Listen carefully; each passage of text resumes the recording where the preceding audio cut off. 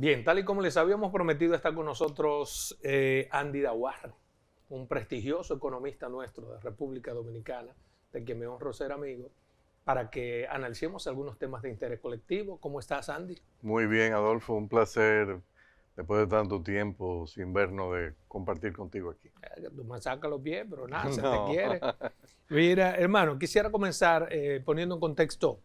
El presidente de la República, Luis Abinader, participó en el foro de la ONU y allí ha hablado sobre algunas cosas en términos económicos. ¿Cuál es tu valoración? Supongo que escuchaste. Sí, no, a mí me pareció bastante visionario y creo que la parte más realista es cuando convoca de una vez y para siempre la atención internacional con relación al problema haitiano, diciendo que República Dominicana no está en condiciones de ser la solución al problema haitiano. Nosotros no somos un país lo suficientemente rico ni con un territorio inmensamente grande para poder acoger a una población que está sufriendo los embates de una crisis sin precedentes. Yo particularmente creo que la dejadez de Occidente hacia Haití se debe en gran parte a que han visto a Dominicana como una especie de esponja que va a absorber gradualmente el problema ¿No será haitiano. que a ellos no les importa ni tiene por qué importarle? Claro, porque en el fondo dicen ahí está Dominicana, que está al lado, la migración natural se va a dar hacia Dominicana y en consecuencia que los dominicanos resuelvan. Entonces cuando el presidente dice no hay una solución dominicana, yo creo que más allá de eso, yo estoy totalmente de acuerdo, pero dado que eso es así, ayudemos a Occidente a entenderlo y la mejor forma de que ellos entiendan es acelerando la construcción del muro que el presidente anunció. Yo pienso que nosotros tenemos que tener una frontera perfectamente regulada y la institucionalidad del muro, que es una infraestructura física fundamental en cualquier país que quiere mantener un flujo migratorio organizado, es una condición necesaria. Entonces yo pienso que esa es una de las obras posiblemente más importantes que ha anunciado la presente administración. No sé si ya arrancó la construcción, hay alguna gente que dice que sí, pero que por cuestiones de seguridad nacional eso se está manteniendo a bajo perfil, pero es importante. Yo tengo, Andy, 28 años de periodista. Sí. Y todos los presidentes de ese entonces hasta acá han utilizado ese foro para pedir lo mismo sobre Haití. Sí. Consecuentemente, a la comunidad internacional no le importa un carajo lo que nos pasa con Haití. Le va a importar. Entonces, cuando ¿qué tenemos que hacer? Tengamos el muro. ¿Tú sabes por qué? Porque vamos a asumir de cuando tengamos el muro, la migración de Haití a Dominicana se va a elevar el costo. O sea, el costo de transacción de un haitiano venir a Dominicana con un muro, una barrera infranqueable, se eleva. Dicen, ¿cuál es la opción que le queda? El mar. No, ¿y qué vamos a hacer? Cuando nosotros hagamos lo que tenemos que hacer, sencillamente la comunidad internacional va a tener que intervenir. Exactamente. Pero utilizando ese foro para esas cosas. No, realmente está bien como llamado, pero yo prefiero más la acción. Exacto. Y la acción es la que él anunció hace poco tiempo. Cuando dijo por ejemplo, que ese miedo a deportar, ¿por qué dirá la comunidad internacional? Pero mira Estados Unidos cómo está ahora. El mejor ejemplo. Claro, o sea, hay que imitarlos, en eso hay que imitarlos, porque es la única forma que ellos van a entender que Haití no es viable. Vamos a hacer lo que hay que hacer. Y si a ustedes les molesta, pues ayuden a solucionar el problema. Exactamente. Pero si para deportar 10 haitianos tenemos que pensar que dirán los derechos humanos. Canadá, por ejemplo, es un país con un territorio enorme, un ingreso per cápita enorme. ¿Cómo es posible que Canadá no podría absorber una buena cantidad de haitianos? Pero quieren que lo absorba Dominicana, no es posible. Lo que ha dicho el presidente en ese foro sobre utilizar 650 mil millones de dólares que hay de especiales de giro para ayudar a los países pobres. ¿Tú crees que podría? Bueno, la impresión que a uno le da, acuérdate que eso es un aporte que hace el fondo, pero es un financiamiento con condiciones excepcionalmente blandas. No es una donación. Entonces yo no sé si el presidente quizá lo que está diciendo que la cuota que le corresponde a los países ricos, de esos 650,000, que la aporten, no sé si quiere decir que la donen a países más necesitados que la podamos utilizar, quizás hasta para aliviar. Debe ser donación, porque no más deuda no podemos. Es lo que digo, o sea, si eso es lo que es el planteamiento, yo no tengo muchas esperanzas de que Occidente, los países ricos, compartan ese criterio. No tiene mucha esperanza. No creo que lo compartan. ¿No? ¿Por qué no les importa? Eso es lo que yo digo. Ellos no creen en el criterio de la ayuda, el concepto de la ayuda para promover el desarrollo y el crecimiento económico se ha deteriorado mucho porque mucho termina siendo despilfarrado y no se utiliza correctamente. Miran, Ahora, si fuese, por ejemplo, para borrar deuda, entonces ya tiene una connotación más interesante porque estás aliviando una carga que afecta a los presupuestos de todas las naciones en vía de desarrollo. ha dicho en ese foro también nuestro presidente que el crecimiento económico del país será un 10%. Sí, Y que en los posiblemente próximos más. años será 5%. Sí, yo pienso que sí, que este año a mí no me sorprendería que terminemos sobre 11%. En base a lo que hemos visto agosto, nosotros hemos tenido un repunte espectacular.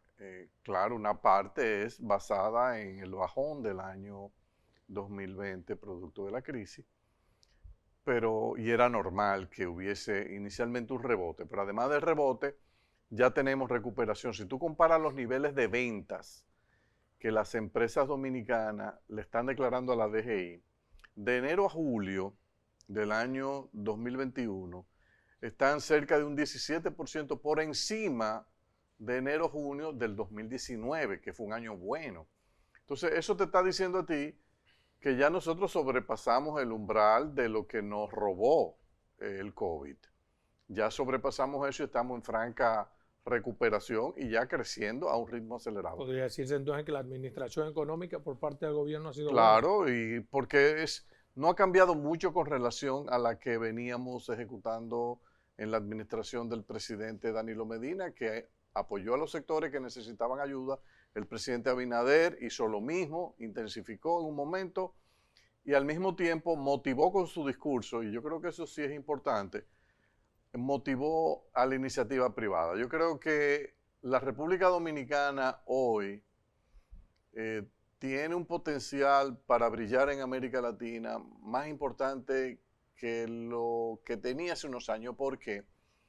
Porque hoy día el país está presidido por alguien que realmente cree en los principios de la economía de mercado, en la inversión extranjera, en la apertura, en las finanzas públicas sólidas. Entonces, ese discurso contrasta con lo que tú estás viendo en Chile ahora, lo que estás viendo en Perú, lo que se va a venir en las elecciones de Colombia del año que viene. Entonces, en un mercado de inversionistas internacionales que están tratando de detectar quién es diferente en América Latina, ahí sale Dominicana.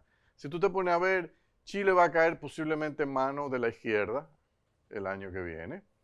Perú ya cayó. Colombia va a caer en manos posiblemente de Gustavo Petro, también candidato socialista de izquierda.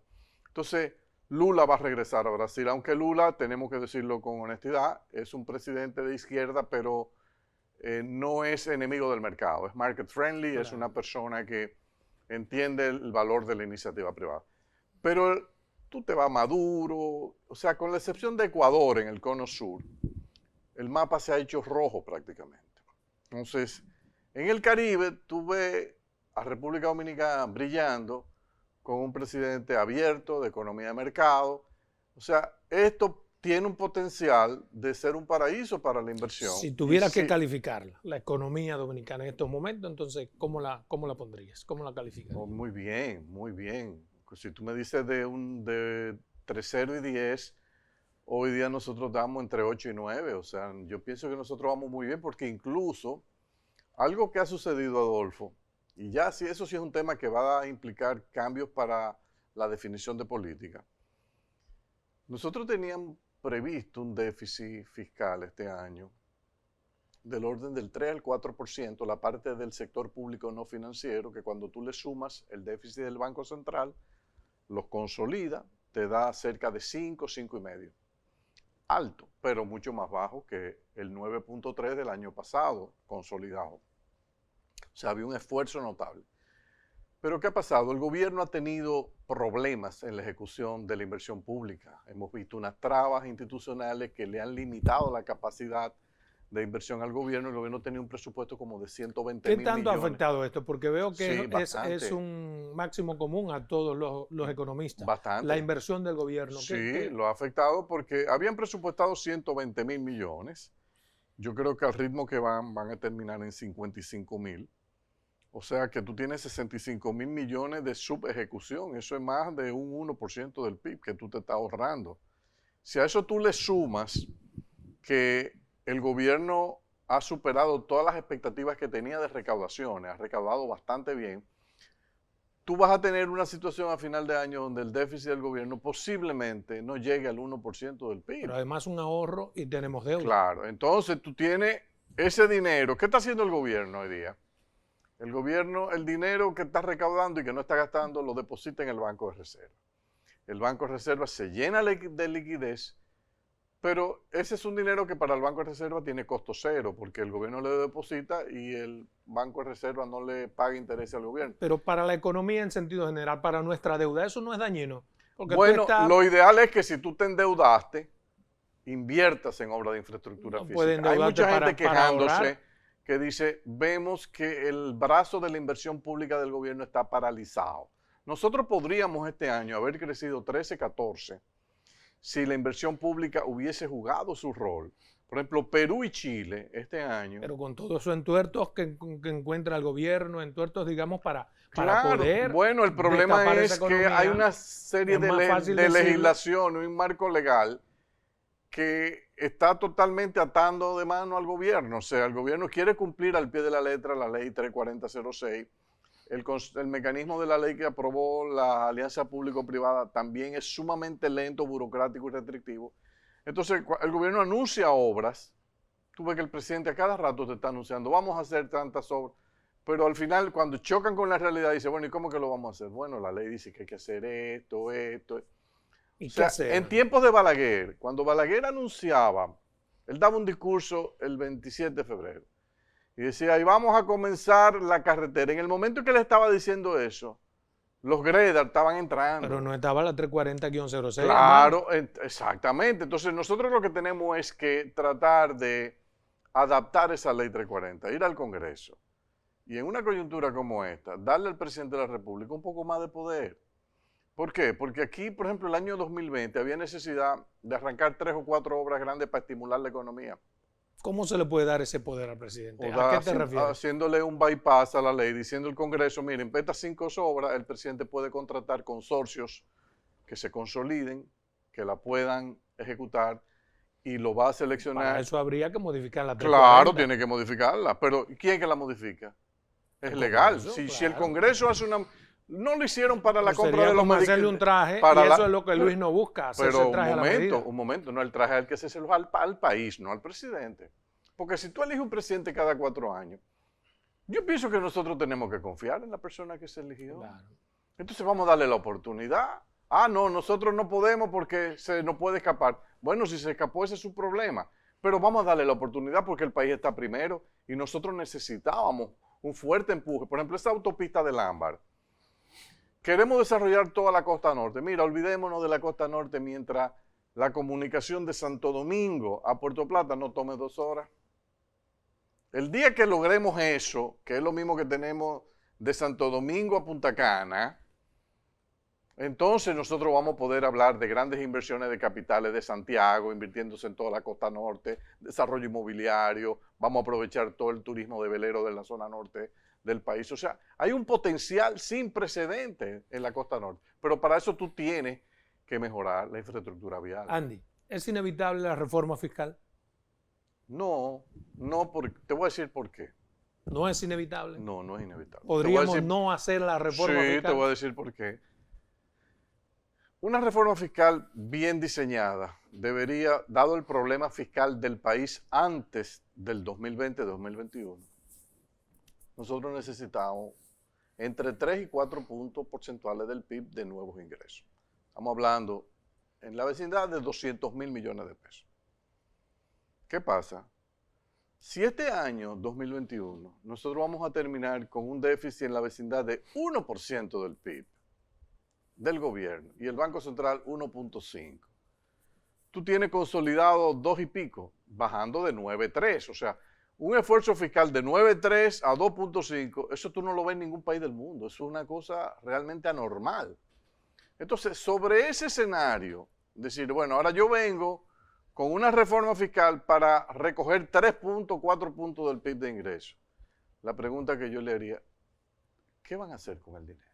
¿Qué hacer entonces para evitar la reforma? No, ¿Qué van a hacer con el dinero? Porque si el dinero tú lo vas a utilizar para tú ahorrarlo y depositarlo en el Banco de Reserva, me vas a trancar la economía, me vas a generar una recesión. Entonces, mira, no me hagas reforma. Ahora, si tú me das garantías de que una buena parte de ese dinero lo vamos a ver en obras de infraestructura física, entonces yo te diría que la reforma fiscal es inevitable y es necesaria.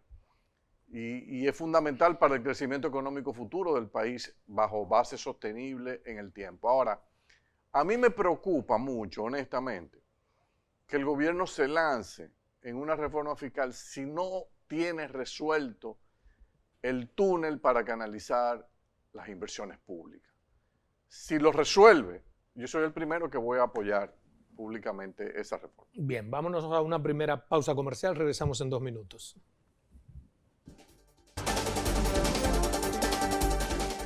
Continuamos con esta interesante entrevista con Andy Daguarre. Mire, hablando de reforma fiscal, el presidente Luis Abinader en Estados Unidos ha prometido a los dominicanos allá quitar algunos impuestos, sobre todo los relacionados con aerolíneas.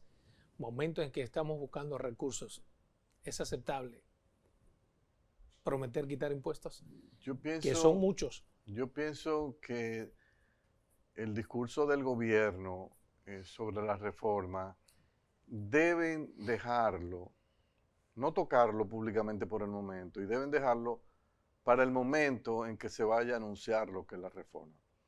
Yo vi que el presidente usó el término de que estos impuestos son contraproducentes para el turismo, para promover la venida de los dominicanos. Mira, Adolfo, en realidad todos los impuestos son contraproducentes. O sea, la palabra impuesto de por sí... No, son arbitrarios, pero no contraproducentes necesariamente, hermano. Pero es desagradable. Ahora, no, ¿qué pasa? Sí. ¿Qué pasa? Lo importante es explicarle a la nación que si tú quieres tener una democracia, la democracia cuesta y hay que financiarla. Entonces hay dos formas de financiar una democracia. O con impuestos, o con deuda, o una mezcla de los dos. Los dominicanos ya estamos preocupados con el tema de la deuda y decimos, mira, vamos a desacelerar este financiamiento, vamos a descansar más en la parte sana que es los impuestos. Entonces, una reforma fiscal implica extraer recursos del sector privado para que el Estado pueda servirle a ese sector privado y a la sociedad y pueda sostener una democracia que funcione. Entonces, yo no quisiera calificar la opinión del presidente sobre los impuestos a los tickets aéreos, la tarjeta de turista. Pero en realidad tú tienes que ver a los sectores. Ese es un sector que está ligado al turismo. El sector turismo no paga IPI, no paga impuestos sobre la renta, o sea, sobre beneficios, no paga impuestos sobre el comercio exterior, está exento. O sea, de las pocas cosas que paga el sector es ese impuesto sobre los tickets aéreos y las tarjetas de turista.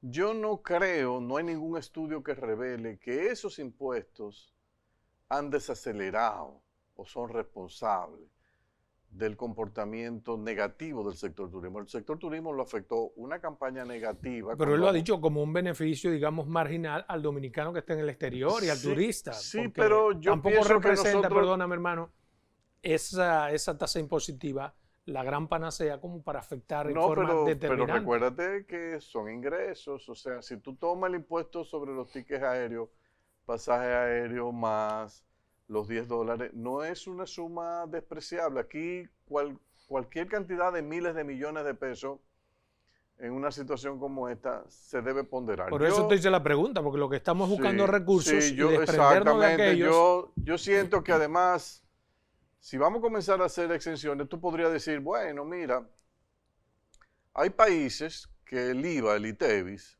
para el sector de los hoteles, tú te vas al caso de México, por ejemplo, cobra una tasa más baja que la tarifa estándar.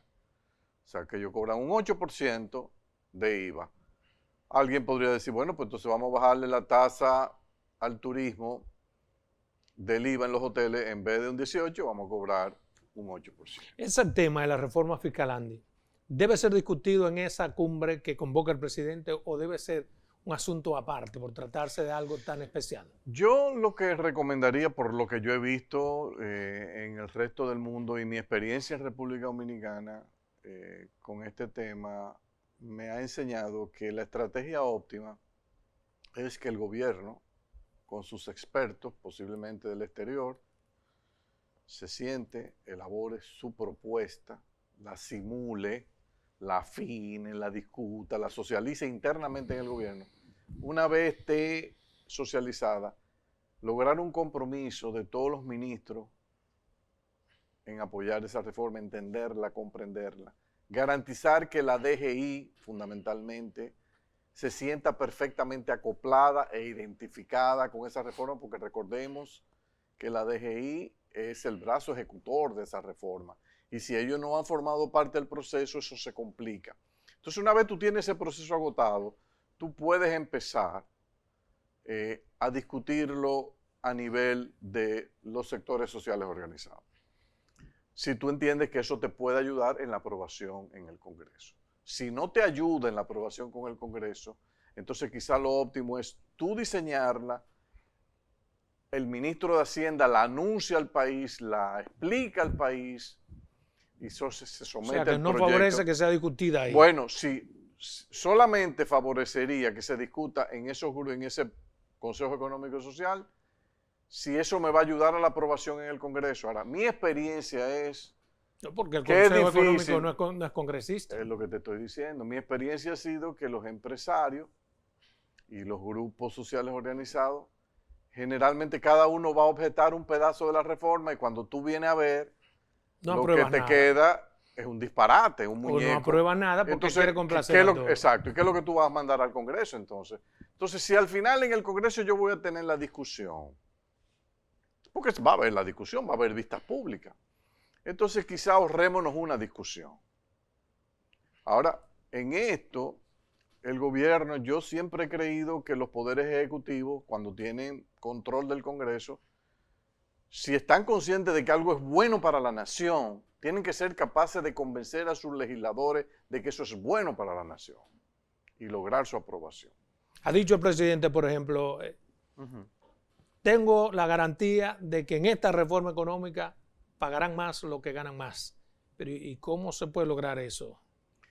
Mira, Tú que eres un economista, un pensador. Mira, yo recuerdo un profesor de la Universidad de Harvard, Glenn Jenkins, que trabajó con el equipo de la reforma tributaria de 1992. Entonces, en la discusión que se tenía, alguien planteó, no, porque lo que hay que subir es el impuesto sobre la renta para que los ricos, las personas paguen más.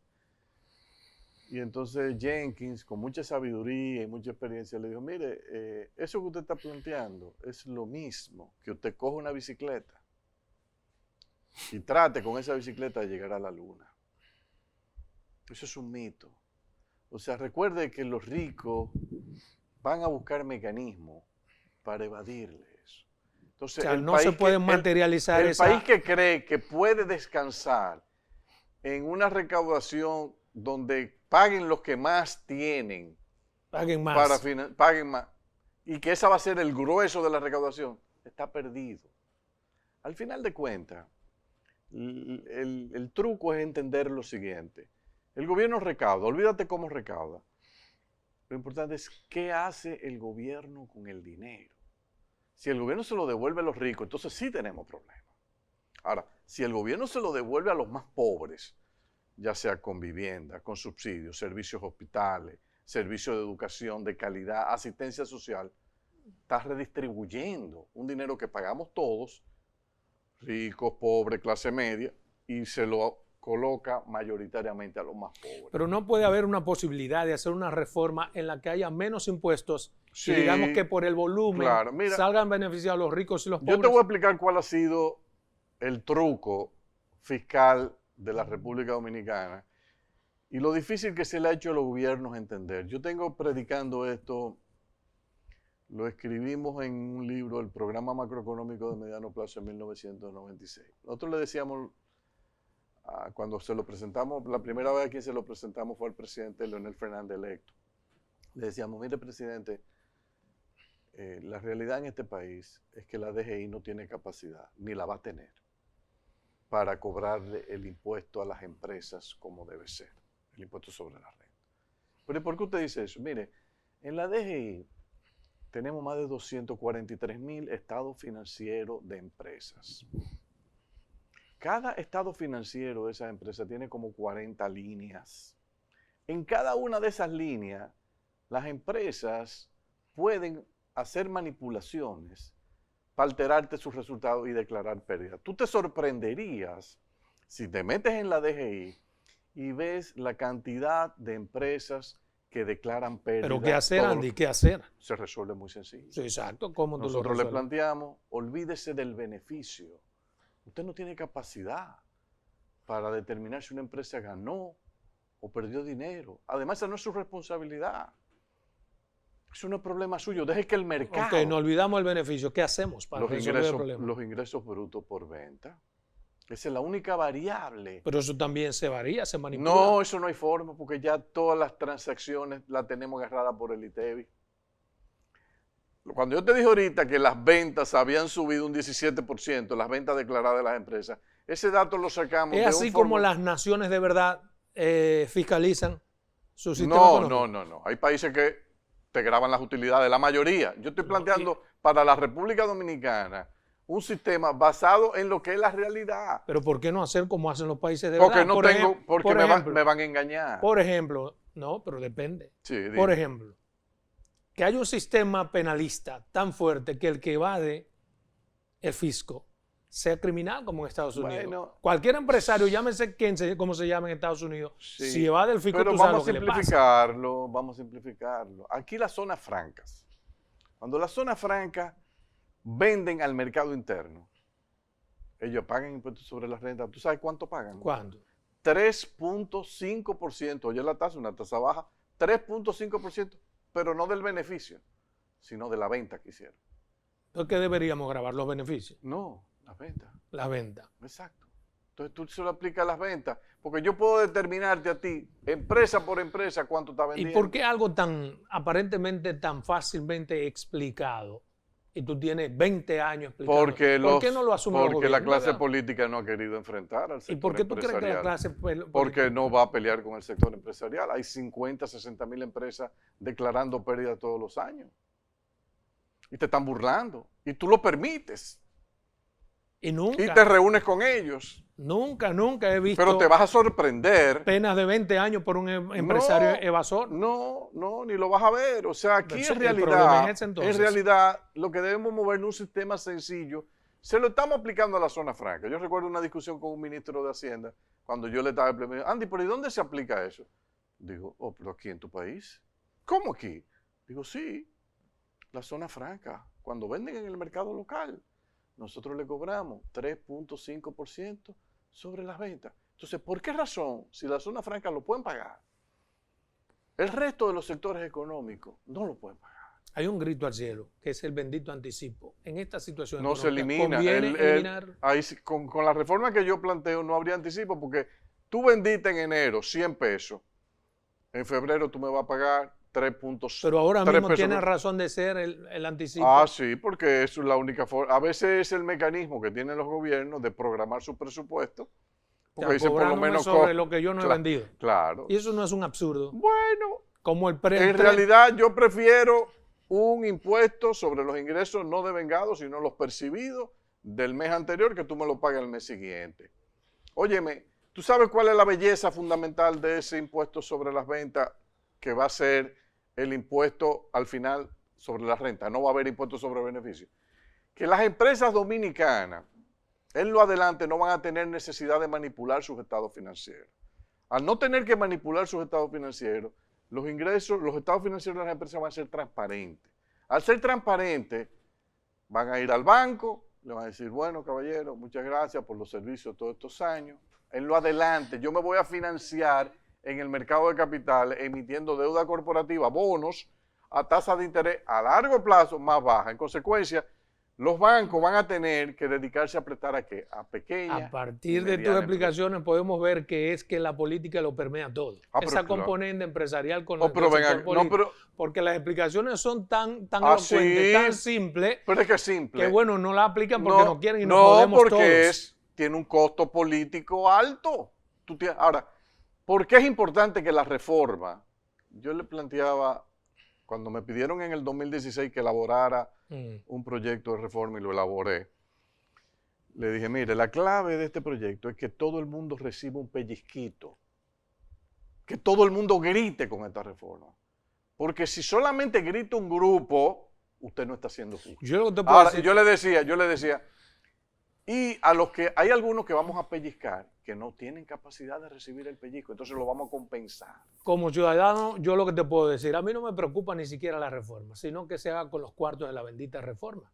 Y yo creo que es un sentir general de los ciudadanos. No, yo creo que si el dinero se va a utilizar para ahorrarse, porque el gobierno no tiene capacidad de invertirlo, prefiero que no hagan la reforma. El problema es que ese es el discurso cada vez que hay una reforma. Vamos a ahorrar más, vamos a penalizar, pero van a ser bien utilizados. Y la realidad nos dice otra cosa. Es que el riesgo, lo que estamos viendo es que ahora mismo el gobierno está atado de manos para la inversión pública. Entonces ya no es que es un discurso, es una realidad que vemos que el gobierno, por alguna razón, la que sea, no está pudiendo ejecutar inversión pública. Andy, en consecuencia, mientras eso no se resuelva, honestamente te digo, yo la pospondría.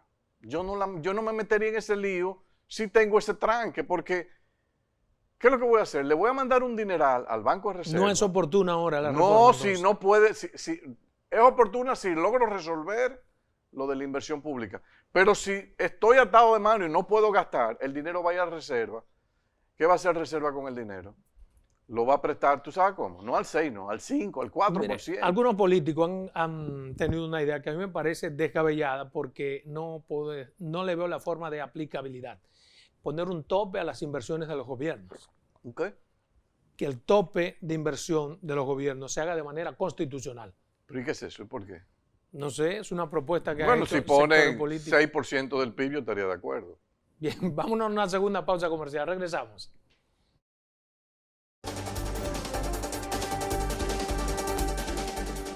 Bien, continuamos con Andy Daguarre. Le preguntaba, hay una propuesta de partidos políticos, Guillermo Moreno específicamente, habla sobre la petición de establecer en la Constitución el tope de gastos del gobierno por año.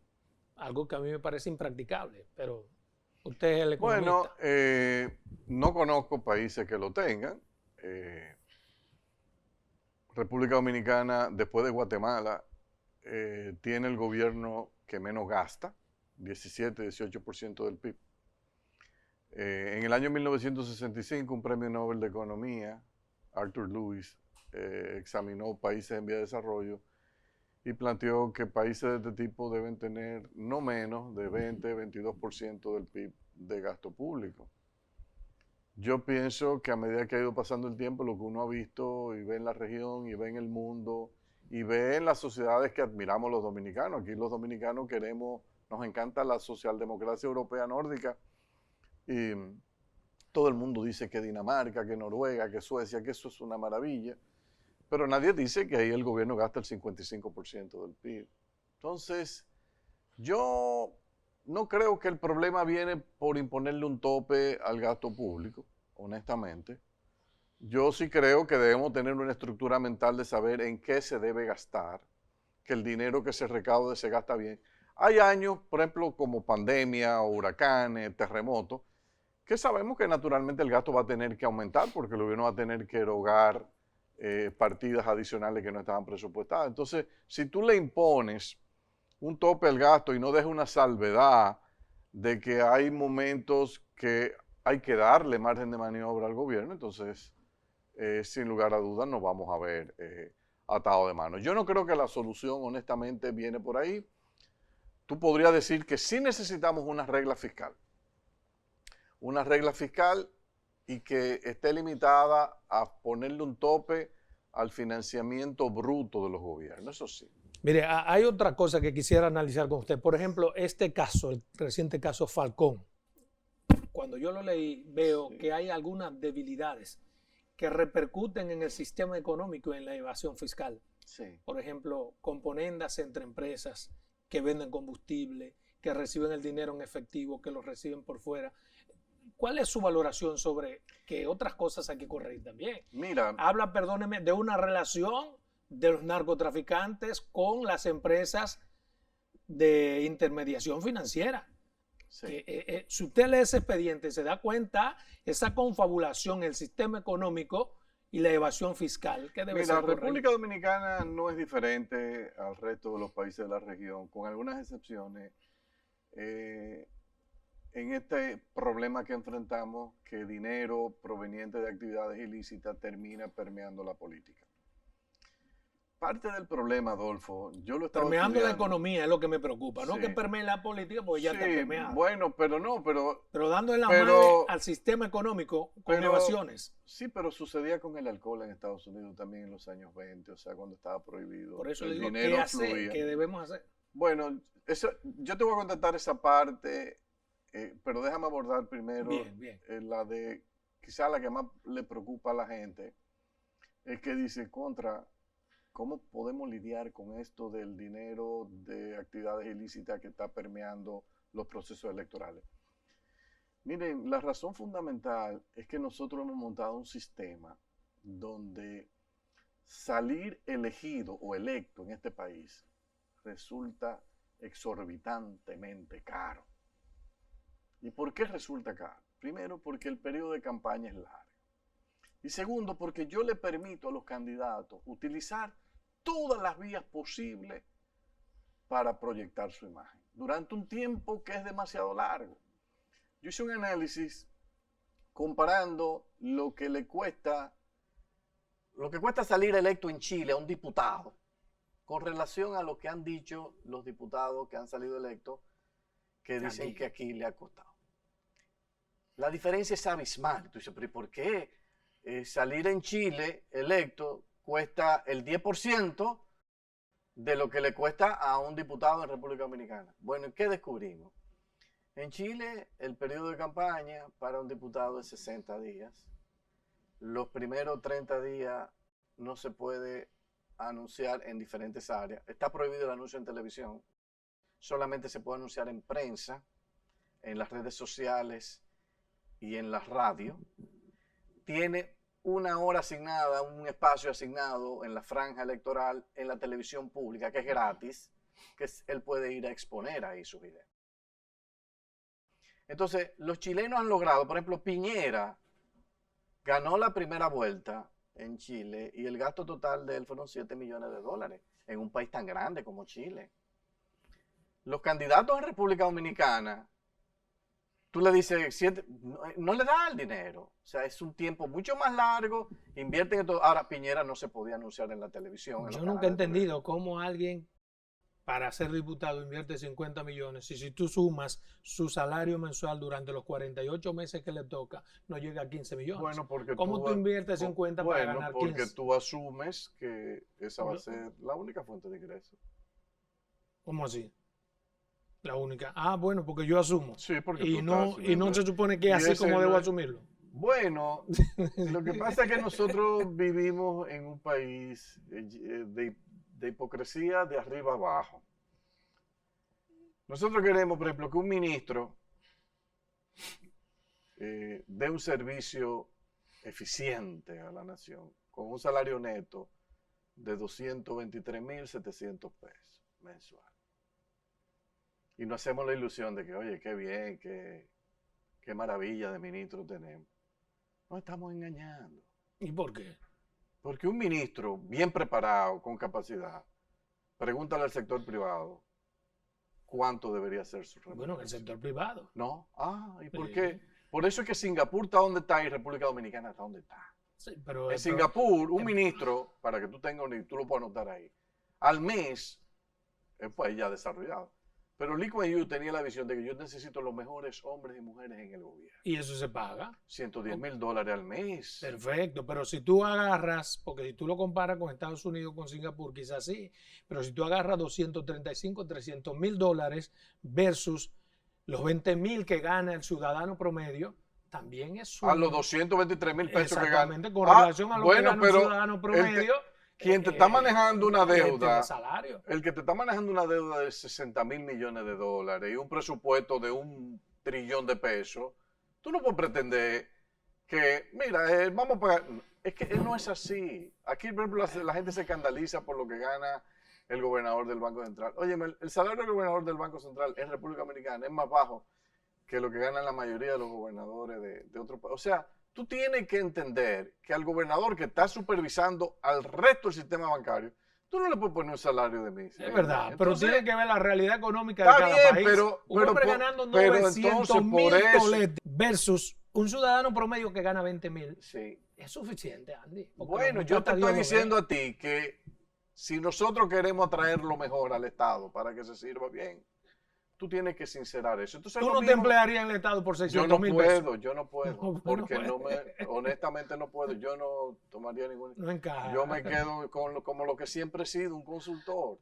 Mira, Yo Andy, realmente no puedo. hay otro tema que quiero. Pero la otra parte de que tú me decías del impacto de este dinero en la economía. Sí, parte, lo tengo que decir aquí, parte del desarrollo económico, crecimiento económico que ha tenido República Dominicana en sus últimas 3 décadas, una parte, yo no sé qué porcentaje, Sí.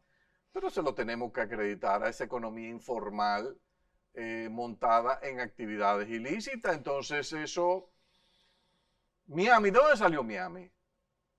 Bueno, ¿De pero ¿qué dónde hacer? salió Miami? Sí, de la ilicitud. La vas a mucha- destruir, sí, ¿no? claro. Está ahí, eso creó Pero riqueza. Miami se creó riqueza, pero se reguló el Se sistema. reguló, Aquí- pero ellos siguen detrás, siguen penalizando el narco, Pero provocando una serie yo lo de... que digo que, Yo te voy a decir una que cosa. hay escapes como tan pendejos que no sé por qué el No, Estado pero- no los cubre. Al final, olvídate que tú no vas a poder con eso. Yo creo que la única forma que se va a poder lidiar con eso es cuando los ciudadanos del mundo entiendan que el tratamiento que se le dio al tema del alcohol, al finalmente va a tener que darse en el tratamiento de esta sustancia. Hoy día estos empresarios de las actividades del narcotráfico que nosotros criticamos y reprochamos, yo no sé si en 20 o 30 años vamos a estar pensando lo mismo, porque se pensaba muy mal de la gente que producía alcohol en los años 20 cuando era prohibido, y de repente tenemos fábricas de bebidas alcohólicas y nadie pagan sus impuestos altos. Los gobiernos toman parte de ese ingreso para explicar el daño que hace al consumo. Yo creo que en 20, 30, 40, 50 años es posible que tengamos que estas actividades que hoy son ilícitas, quizás no lo van a hacer, pero sí van a ser reguladas y van a ser altamente gravadas con impuestos. Andy, me gustaría saber su valoración respecto a la decisión que se ha tomado en Estados Unidos de quitar algunos programas de ayuda que repercuten en la situación financiera de República Dominicana, con las remesas y esas cosas, y también a la, digamos yo le llamo así, inapropiada petición de algunos de que se graben las remesas que envían los dominicanos. No, grabar las remesas, eso no tiene ni pie ni cabeza, es un ingreso hasta cierto punto. Es una bendición de Dios que nosotros 1.6 millones de dominicanos los Estados Unidos nos estén mandando este año más de 10 mil millones de dólares, que es lo que va a ingresar. El año que viene va a bajar porque ya no va a haber el programa de ayuda intenso en los Estados Unidos. ¿Cómo afecta Bueno, quitar esos programas de lo que ayuda pasa a es que la este economía es un país que se la busca, porque vamos a perder 3 mil millones quizás, 2.500 millones de dólares al año, pero el turismo ya el año que viene va a estar viento en popa. O sea, la diversificación de esta economía es algo que yo recuerdo la primera vez que colocamos los bonos en el 2001, que empezamos a contar la historia dominicana y nos decían, pero ¿y cómo es que ustedes han logrado? Digo, es que esto es una economía muy diversificada, se nos cae un sector, hay otro que responde. Y eso ha pasado aquí. Fíjate que colapsó el turismo y de repente viene como maná del cielo un boom de remesa. Hay que agradecerle tanto al presidente Trump y Biden que montaron unos programas de ayuda que nos ayudaron. Y otra cosa que la gente no, como el dominicano dejó de viajar al país por los temas de las restricciones de vuelos, dinero que iban a gastar en el país y en compra de tickets aéreos, se lo añadieron a la remesa. Entonces hubo un boom de remesa, nos benefició mucho. El año que viene vamos a estar preparados si el turismo se sigue recuperando, que yo creo que se ha hecho una buena labor. Creo que Hay que ser más fuerte con el sector privado, con el tema del sargazo. El gobierno puso la plata, los privados no han puesto nada. Había un acuerdo de 12 millones de dólares. Andy, no quiero que se me vaya el tiempo sin preguntarte. Sí. Tú y mi hermano Jaime han iniciado un periplo, o lo he visto en varios Ajá. medios de comunicación, hablando sobre el 30%. Ustedes, Yo no he ido a la televisión, no. te he escuchado en Yo radio. estaba, fui a un programa de radio. Exacto. Eso es algo programado. No, ¿cómo programa? No, lo que pasa es que esa reforma nosotros la tenemos casi como hija nuestra, porque quien trajo a José Piñera ¿Por qué no darle a la vez, gente su 30%? ¿por qué hacerle un daño? ¿Por qué es un daño? Porque eso es algo para su pensión. ¿Y qué vamos a hacer cuando se vaya a pensionar entonces? ¿Qué le voy a decir? Pero que me den 30% ahora, cuando yo me vaya a pensionar, ya está recapitalizado. ¿Qué está recapitalizado el qué? Bueno, No, tú te lo vas a consumir. Tú te vas a comprar un televisor ahora. Sí. Te vas a comprar una nevera. Pero va a dar parecería un que mi gustazo. dinero es virtual. O sea, No, que no. Es que ese dinero no es tuyo. Ese dinero, ¿qué edad tú tienes? Exactamente. ¿Qué edad tú Si yo tienes? soy un cincuentón ya. Ese dinero es tuyo cuando tú tengas 60. O sea, Exacto. la ley, el contrato social que se firmó, tiene que proteger al Adolfo Salomón de 60 años en contra del Adolfo Salomón que tiene 50. Cuando te hablo de virtual es precisamente eso que quiero que le expliques, no a mí, sino al país. Porque O sea, la gente asume, perdóname, sí. que tiene un dinero que Sí, en verdad no lo tiene, pero no es de él ahora. Es de él cuando él tenga 60. ¿Por qué? Entonces, yo no puedo usar mi dinero ahora, pero los No, banqueros porque pueden usarlo. no es una cuenta de ahorro Está bien. para el uso actual. Está bien, pero el Es Estado una usa mi cuenta de dinero. ahorro. Pero el Estado no importa. Dale Los gracias a banqueros Dios. usan mi Pero dinero. dale gracias a Dios que el dinero está en Hacienda y Banco Central. Pero dale gracias a Dios. Pero ¿cómo que otros pueden utilizar un capital que yo también debería tener de alguna forma? Pero en que el gobierno lo usa. Pero eliminemos, el Banco Central del gobierno entonces. No, me refiero para que explique a la gente, porque ese es el sentir general. Sí. Bueno, las ARS utilizan los fondos. ARS, la AFP. Las AFP utilizan los fondos. Para que lo utilicen. Ellos no lo utilicen, ellos lo tienen invertido en el Banco Central, en Hacienda, que es donde le permiten. Entonces, ¿cuál es el problema? Ahora, ¿yo qué es lo que quisiera? Que no se limiten a invertir en el Banco Central, en Hacienda, sino, por ejemplo, en Chile y Perú le permitieron a la AFP que invirtieran en acciones de Amazon, de Apple, de Microsoft, y ahora cuando se produjeron los retiros, ¿tú sabes lo que hicieron? Vendieron esas acciones, llegaron los dólares al Banco Central del Perú y de Chile, y entonces monetizaron los pesos. Pero yo no estoy en contra de que al trabajador dominicano les recortemos su pensión futura. Eso es lo que me están diciendo, para que se dé un gustazo, como se vio en Chile, cargando un televisor que en 5 años está depreciado, que no vale nada. No, hombre, es un absurdo. Nosotros tenemos un contrato social. ¿Tú sabes qué es lo que va a pasar aquí? Si tú le das el retiro anticipado, ¿qué empresario de este país va a volver a aportar a la cuenta de pensión? Dime un empresario. Porque va a decir, yo no voy a dar, eso yo lo estaba dando para tu retiro. Pero si es para tú comértelo ahora en una televisión, pues hermano, eso es un aumento anticipado de salario. No tenemos más tiempo. Finalmente quiero hacerte una pregunta de forma breve. ¿Cuándo tienes que volver al caso que tienes pendiente en justicia? El día 6 de octubre. El 6 de octubre. Sí. ¿Qué pasó aquella vez que tú no pudiste acudir? No, porque yo no... Aún cuando era una apelación suya. Sí, pero es que nunca yo he asistido. O sea, mis abogados me dijeron que de lo que se trata es que un tercero ha objetado un dictamen del Ministerio Público de un archivo definitivo que me favorecía.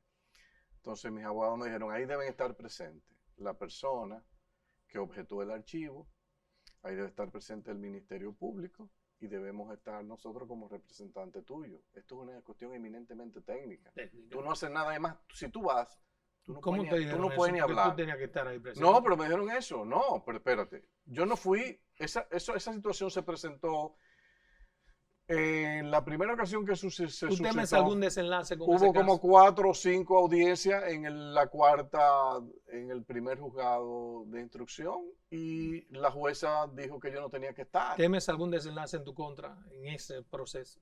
Yo no puedo opinar, tuve la decisión que se va a tomar. Yo simplemente, lo importante es que yo tengo mi conciencia tranquila de los servicios que yo di primero a la CDE cuando me contrató a través de la fundación, junto con BNP Paribas y Deloitte, las 3 empresas durante 3 días nos metimos de lleno en CDE y dimos el servicio en el proceso de análisis de las ofertas económicas de los participantes en la licitación. Concluimos nuestra opinión. Fue una opinión que no era vinculante para la CDE porque ya la decisión de la selección la había hecho una firma norteamericana, que era Stanley Consultant. Esa fue la que eligió al consorcio Odebrecht Tecnimont Estrella. Eso no lo eligió ni Deloitte, ni BNP Paribas, ni Fundación Economía y Desarrollo. Bien, la opinión de nosotros no tenía ningún sentido. En consecuencia, y después, a los 2 meses, Odebrecht me pide que le dé un servicio de ayudarlo a conseguir financiamiento, porque todo lo que ellos habían presentado de financiamiento se le cayó. ¿Qué es lo que yo he hecho toda mi vida? Ayudar a empresas y a gobiernos a buscar financiamiento. Para lo que te preparas. El consultor. Yo eso es lo Ha sido para mí un inmenso placer, hermano, tenerte aquí en Verdades al Aire. Yo espero que no me dure que no te dé tanto trabajo. Sí. Bueno, pero el COVID tú sabes que lo hacía. Bueno, encantadísimo, Ana. Un placer. Gracias.